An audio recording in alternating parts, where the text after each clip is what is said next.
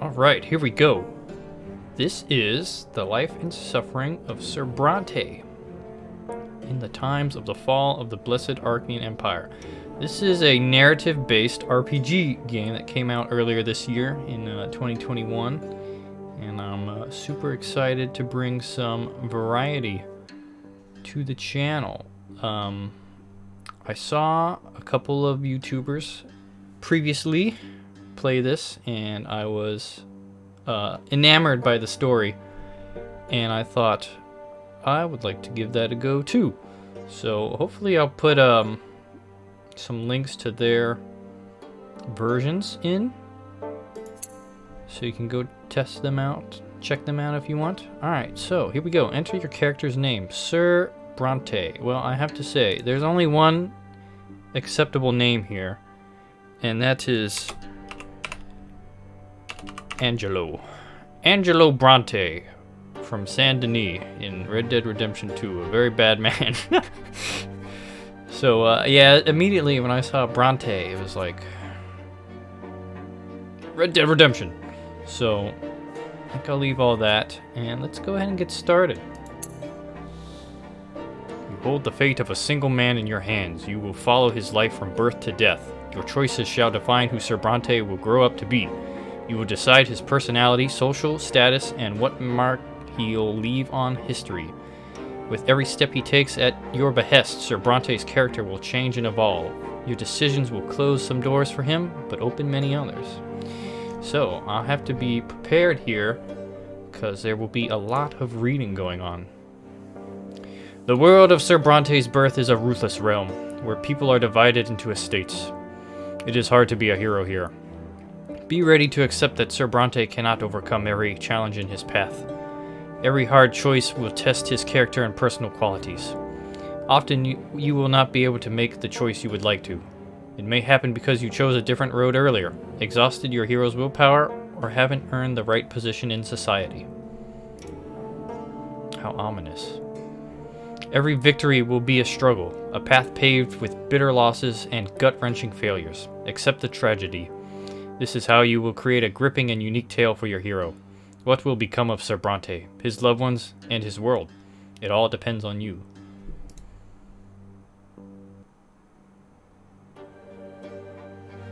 The story of my life remains written on these pages. But my fate has always been my own. Every deed, every choice, every person I met made me what I am. Could I have taken a different path? Could I have found a different calling? Altered the very course of history? And what price would I have to pay?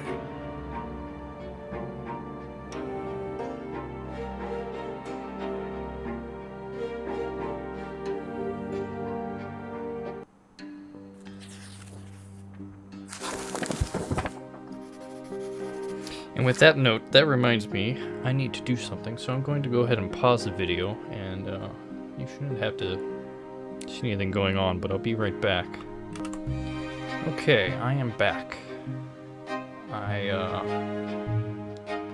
just put my Discord on Do Not Disturb, so there won't be any messages. Alright, here we go. Chapter 1. At the End of Time.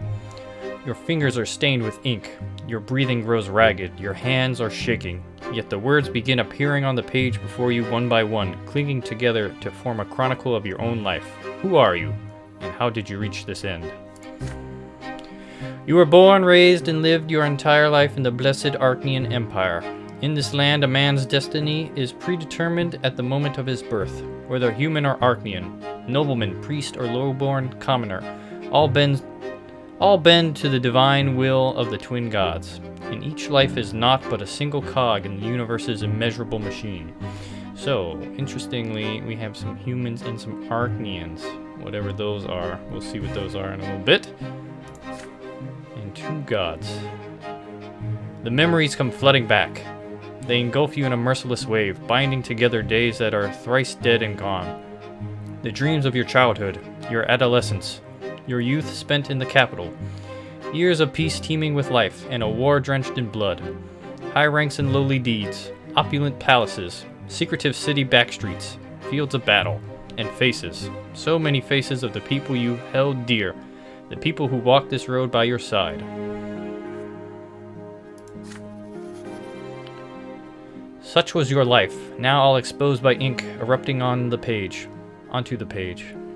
With your every step you sought to change the world as you saw fit. The choices of your upbringing, the path you carved in your youth, the fruits of your struggle, the consequences of your sacrifice. All of it led you here, to the end of your time, and every choice has a price. Now, years and years later, the crossroads of your life echo in your memory, the pain and joy inextricably intermingled. Whoa. Big words there. Could you have taken a different path? Chosen a different calling? Found a different place in the world? You had the power to alter the very course of history. Now, on the verge of death, you struggle with doubt, seeking answers to the last and most crucial question of all, your life, or all the past in life. Why did you walk this one? Did you choose your own fate? Or was your life shaped by forces beyond your control? What determines a man's destiny, not history. The man himself. Your life has always been yours to live. You made your own destiny, the world around him.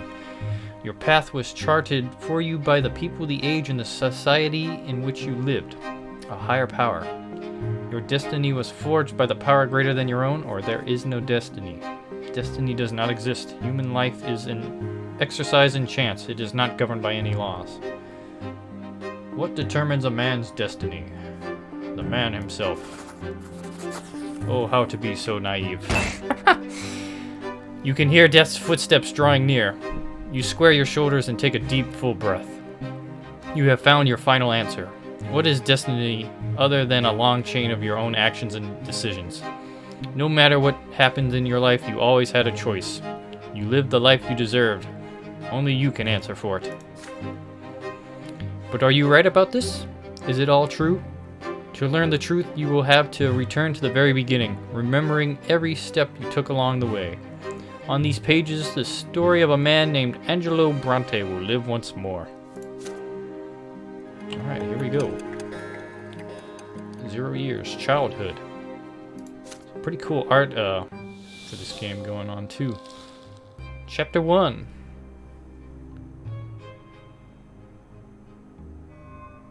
I think I need to click. Alright. The year is 1118. Childhood, where life begins. First words, first unsteady steps. You are but a small child learning about the world in which you were born. To you, everything is so new, so baffling, and so unforgiving. I have to say, as a baby, I don't remember anything, so I don't know about that. But a long, trying life stretches before you. So many feats and faults, so many fateful choices to come. Yet you are already sowing the seeds of your future self. You are learning to live and survive in the world, looking for a place within it to call your own, choosing your future destiny. Who will you grow up to be? I will be Angelo Brante, the meanest man in Saint Denis. In chapters, childhood, adolescence, and youth, you will live through your hero's coming of age. You will shape the protagonist's personality, his qualities, and relationships. By the end of the prologue, you will determine the estate and future occupation of your hero. Only in adulthood will you start to influence the world around you, and even the ultimate fate of the Empire. Who will Angelo Brante grow up to be? It's your call. Maybe. Okay, let's see. Events in the personal life of the hero that can happen in this chapter. The fencing lesson, Beyond, Insight, and the Nobleman's Sacrifice. So we have a bunch of different tabs here that will unlock at different time, but we can see this. What's here? This looks quite similar. How about this one? Personality. There I am. 0 years old. Lowborn. And I am growing up. So, there's an interesting mechanic in this game. You have 3 lower deaths and then the true death. So, here are some of my stats. Perception, determination, and willpower. And House Brante. We have a tarnished honor. moderate wealth, and a unity of 7 peace. The family. Gregor Brante. Okay, he doesn't like me so much. It's interesting. Amalia Elborn, the ex-wife, who is dead. Robert Brante, my father. Lydia Brante, my mother. Stephen Brante. I'll just go back and forth with that one. There I am. That takes me back to the personality tab. And Gloria, who is not Robert Bronte's daughter. Okay. Let's keep moving. Yes, I've seen this before.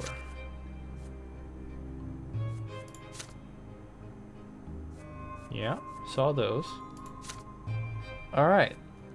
Let's begin.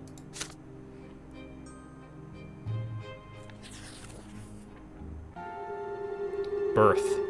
At first there was nothing. No time, no sensation, nothing but darkness and void. But then a will breathed life into nothingness. Matter and spirit were set in motion. History began its march. It was your turn to enter this world. Your first memory. You are lying on your back, blinded by a bright white light. You are not alone. Above you tower the colossal figures of those who created you. The mechanist? You are part of them, and they are part of you. Between you and them is an inexplicable connection, a strong, unbreakable link. They will always watch over you, guard you, and protect you. It hurts to breathe. You let out a pain in the form of a desperate scream. Your creators extend their hands toward you. There are 2 of them, the ones who made you, who made your form from their own selves and brought you into the world. They are united, yet as they lean closer, you begin to see how different they are. You can already feel their differences within you, struggling against each other. The first figure is soft and empathetic, wise and merciful. The love that emanates from it wraps you head to toe like an invisible blanket. The warmth from it is never-ending. The second figure is strong and powerful, commanding and noble. It is harsh but fair, a beacon of guidance, a force of protection and merciless punishment for every misdeed. Yet there is also a third figure. Oh, stepdad. It is like a shadow barely seen behind them, yet already pulsing with an unbreakable will to live. It is the very will to live that is now growing ever stronger within you. Or maybe not stepdad. A soft open palm, a strong closed fist, a lingering distant shadow. You struggle to loosen the swaddling clothes wrapped around you and extend a tiny hand into the world. Reach out to the palm. Reach out to the fist. Or smile at the shadow. Okay, so we pick this option, you get 1 perception. Pick this, you get 1 determination, and this you get plus 10 willpower. So I get the feeling that if I reach out to the palm, this is my mama.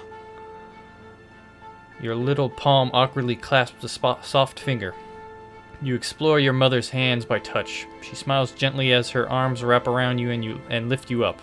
She smells of home, that indescribable smell, that feeling of safety that is second to none. Her embrace is the warmest place in the world, a place you want to stay for all eternity. Oh, yes. Don't we all?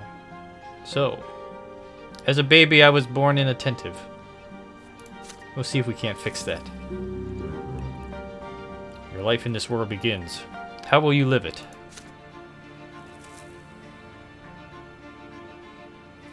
I do not know. Ah. Year 1. Hide and seek. As the days go by, you learn to tell your parents apart. You recognize father by his heavy breath and strong, cold hands. He visits you rarely. Oh, excellent. Hello there, little Angelo Brante. Mother's tender voice, however, follows you day and night.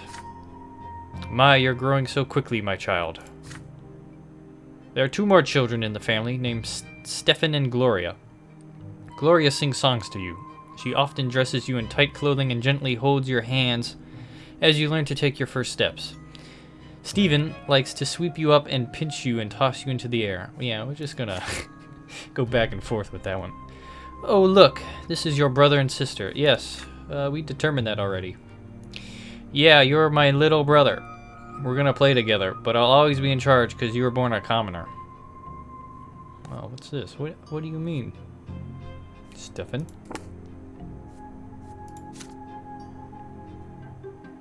Stefan is a noble, but I am a lowborn. Interesting. Be quiet, you. He doesn't understand yet. Come on, baby Angelo. Let's go play in the yard. Yes. It is hot outside. You grip your brother's hand with one hand and your sister's with the other, as they help you walk down the giant stone stairs. Then you sit on the ground and start exploring the sparse blades of grass with your fingers. It tickles. In the light far above and away from you is a gigantic pillar, a perfectly straight stick made of light. It is so bright it hurts to look at. Why are you staring at the shining pillar? It's not going anywhere, you know. Well, it's a little strange. Shining pillar. Hey, I want to play hide and seek. He's just a little baby. How's he gonna play? A good question. Then you hide him and I'll try to find both of you. You have no idea what they are talking about, but you support them with happy cooing. This is strange but so exciting. Stephen and Gloria glance at each other. Then your brother walks to a big tree, closes his eyes, and starts shouting something. Gloria takes your hand and walks you through the yard. Your sister takes you behind some thick bushes by a tall wall. The light from the light stick of the horizon barely reaches there. You can't see home from this place. The ground is crawling with tiny black bugs. Gloria sits you down on the ground and puts a finger to her mouth for some reason, and then she's gone. You can no longer hear Stefan's voice. Gloria is nowhere to be seen. You feel colder. The bugs are no fun to play with. You've been sitting here for a long time, completely alone. Nobody checks on you. Did they forget about you? Did they abandon you? Yes. Leave the baby. Cry loudly, find your way home, or sit there and wait. You start playing with leaves and twigs and little bugs. Well, why don't we try and get this perception up a bit?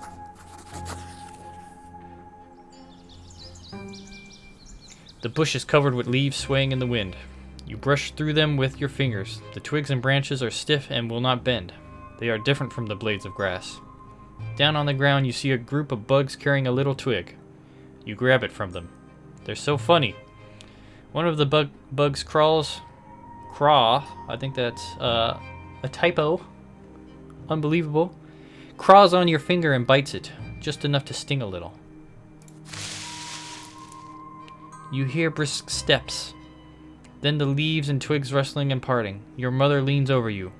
You greet her with a happy face and show her the finger where the bug bit, with the bug on it.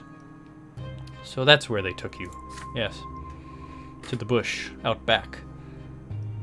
Mother picks you up, puts you on her chest, and pats you on the head. Your brother and sister stand behind her, clearly feeling guilty. Gloria is in tears. Stephen keeps staring at his feet. You hug Mother tightly. She is here now. Oh, so now we're curious. From inattentive to curious, just like that. So, I think I'll mention a little... I saw 2 YouTubers playing this, like I said before. One of them was Northern Lion, of course. He didn't play very much, but that's where I first saw it. And another guy was another small YouTuber named Darren. I forget what his last name was. Don't mind me as I talk over all this ambient noise, but I'll definitely link to him so you can check him out. But The Great Descent. Another memory. You are still a little child, but you can already talk and run around on your own. Take a little breather there. Today is out of the ordinary. Father is busy around the house, giving orders to the servants. Oh, we have servants now, too. Throughout the day, the kitchen has been abuzz with work, and there are solemn, gloomy preparations and candles being lit. Even your older brother, Stefan, is quiet today. Mother takes your hand and brings you to your sister Gloria. I guess I am really going to alternate between Stephen and Stefan. Okay. My son, today is the Great Descent. We honor the day that the twin gods descended to us. We must spend this day in reverence to the gods. You are too young to understand, so just do everything your sister says for now. Gloria takes you to the playroom. There are no toys there, no chairs. Even the carpet has been taken away. There is nothing there but a bare wooden floor. Well, that's interesting. Today we're not allowed to go to any other rooms, and we'll be eating nothing but gruel and stale bread. Oh, it's just like any other normal day. On the day of the Great Descent, everyone must be where they belong. It is quiet, unusually so. Muffled voices from beyond the door are all you can hear. You are sitting on the cold floor, confused, with no idea what to do. Then you hear your sister's voice. Soyster's voice. A lonely sound in the empty room. It is a little song that Mother taught her. You hold your breath as you listen to it. When the twins came down to earth, they brought lots for every birth. Let us count them. 1, 2, 3. The twins made them for you and me. Nobles rule and bravely fight. They protect us with their might. Priests work hard to understand, guide us to the twins' command. Twinses. Common people work and toil, always patient, never spoiled. Live your lot where you were born, to the day when you pass on. Know your lot and know the prayer, for the twins see everywhere. You are transfixed by the tune. Gloria notices your gaze, and a smile creeps across her face. Oh, I get a little creepy here. You like the rhyme, don't you, Angelo? Do you know what it's all about? Look, there are 3 lots. They were brought to us by the twins when they descended to us from the shining pillar. Remember that pillar of light on the horizon? That's it. You can see this shining pillar anytime, from anywhere in the world. If you follow your lot as you live, you'll reach the peak of the pillar. And if you don't, you'll get eternal torment at the foot. I'm noticing a theme from the real world here. You and I are low-born. Mom is a commoner too. So the lot for you and me is to suffer and to be patient and work hard. Understand? The priests and the nobles have other lots. The nobles fight and rule over everybody. The priests, well, I'm not really sure what they do, but I guess they talk to the twins and they teach everybody. Gloria stares at you intently. Did you get it, silly? Then she shakes her head and keeps singing the songs over and over again. Her voice transfixes you, drawing you in. The room starts to glow like the sky. From this light emerges 2 figures you have known ever since the moment of your birth. One of them embraces your sister's shoulder. The other stands guard behind her back. You watch the evening before your very eyes, unable to turn away. Gloria is swaying to the song, unaware of what is happening. She sings the final verses once more. Know your lot and know the prayer. You feel compelled by the divine sight to express yourself somehow. You feel words condensing within you from the light. But what will these words be? Finish the song properly or sing the last line wrong? Interesting. I think I will finish the song properly. We're getting a lot of perception to start off with, not so much determination. Know your lot and know the prayer, for the twins see everywhere. You sing the last line together with Gloria. Your sister looks up at you in surprise and gives you a nod. The shining pair standing behind her back turn and look at you. You can feel their gaze piercing you from top to bottom. When the moment passes, they melt into the dim light coming from the window. Gloria turns her head to look at where you were staring. Did you see something, Angelo? You shake your head. Not anymore. Interesting.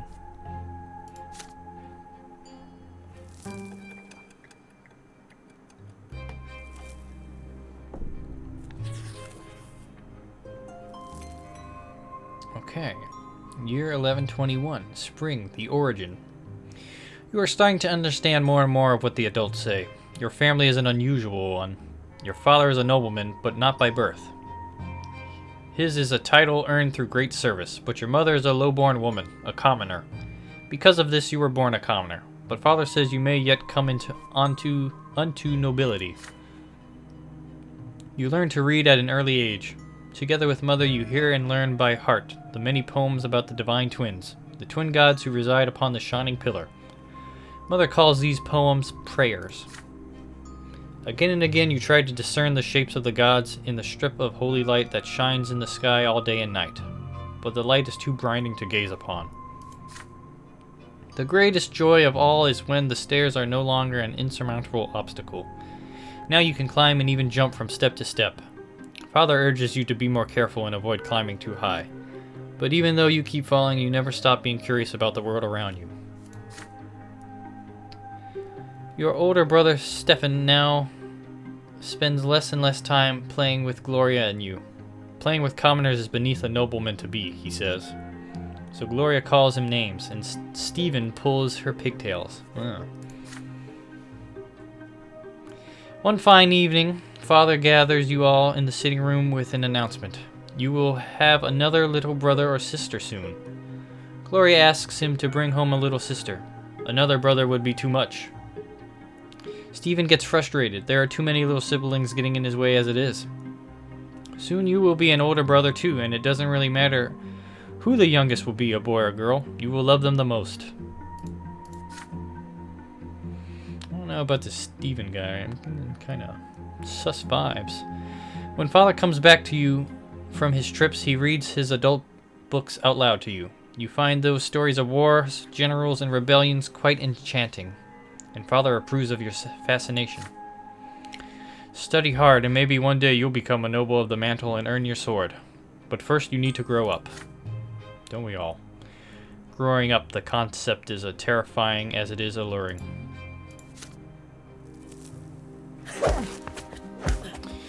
Whoa. Sounds like some beatings going on. A lot of suffering.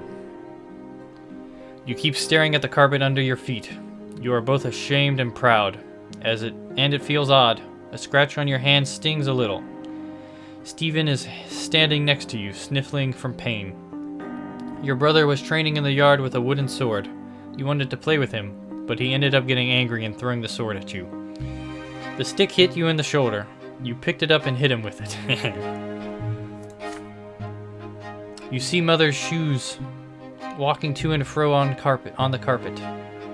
You do not want to look up. You would rather not see her angry. She is not as gentle to you these days. Why did you hurt Stephen, Angelo? You stammer out an explanation. He hit you first. You just hit him back. How dare he pester me like that? When I grow up, I'm going to hit you with a real sword. Mother shushes you both and speaks to you again. Her voice is stern, and yet you can still feel her concern for you.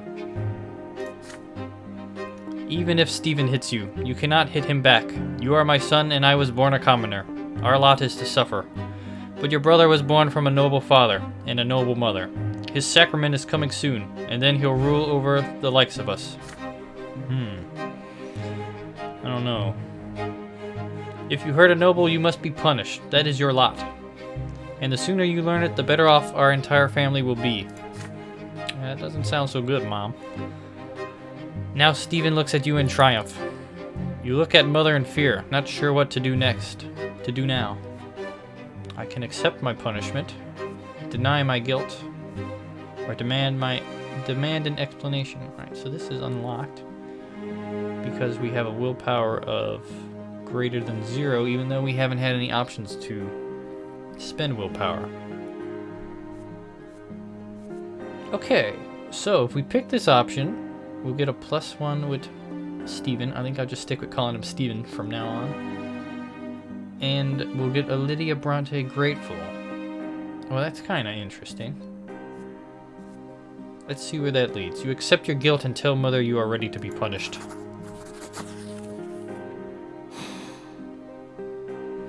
You look down and agree with what just said. You are ready to be punished. You start apologizing to Stephen, but he turns his back on you. Before you can finish, Mother takes your hand and leads you away.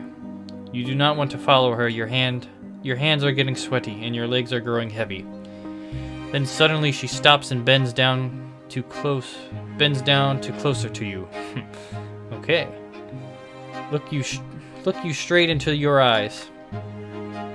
My son, I see you understand our lot now. We do not defy, we suffer. That is our only path to the twins after all our deaths. Are our only way to reach eternal bliss atop the peak of the pillar. Our virtue is meekness. We are humble in our words. We work hard. We think what is right. You have shown all of this. I'm so proud of you. She hugs you and you finally release the pent-up tears. You feel much more at ease now. You are flogged in front of your entire family. The pain burns on your skin again and again, but you feel the touch of the divine law from each blow. Wow. Nice blood splatter. She's very proud of me, and she's going to beat my butt now. Okay, but she is grateful. Alright, we've lost some willpower now, and we're exhausted now. -5. Okay, so we'll definitely have to balance willpower out. Okay, and with that, I think I will go ahead and pause this first episode, and we'll get some more going. Alright, exciting. Some variety on the channel. Thanks for watching. I really appreciate it. I love you. Not really, but certainly more than Steven loves Angelo.